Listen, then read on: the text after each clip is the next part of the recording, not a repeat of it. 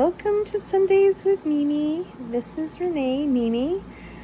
I had told you guys that I would be posting a video once a week about ways to save money in the summer, and I apologize I didn't post one last week. But this is my second video on ways to save money in the summer. Last week the last video I had told you about, I had talked about the library, and I feel very strongly about using your local library. You can save money in so many ways, and it doesn't have to be necessarily reading. There's programs there. I watched my video on that. But the second one is kind of like a two-parter, because some people might not have access to this depending on where you live. When I lived in North Dakota for a time, not every town had a library, and not every town has access to things that I'm going to be talking about. So the first one is town parks. If your town has a park, which most towns do, but like I said, some towns don't. Some of the states in the United States do not have town parks or parks that are close to a town. But if you do happen to live in an area where you can use and utilize a town park, oh my goodness, things that can happen at town parks, just the fact that there's a park for your kids to play at for free is great.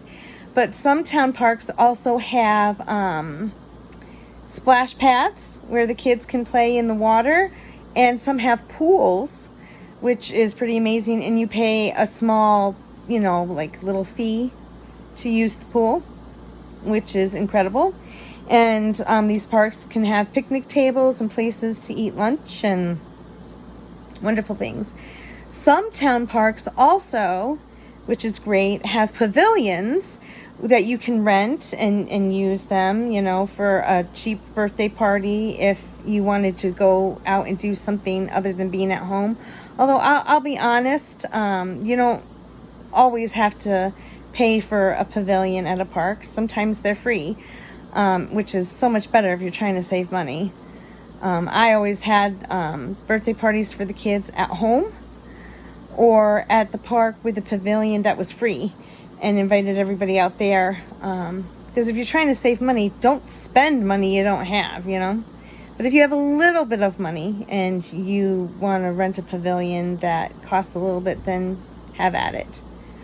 Also, there is, like I said, the pools at parks. And this is the two-parter that I'm talking about. Some towns, if it's not at the park, you can find like a pavilion that may not be in the town park, but they have pavilions in towns as well. And they have free concerts throughout the summer. I have been so blessed by some of the cool concerts over the years that our town has provided through the arts commissions.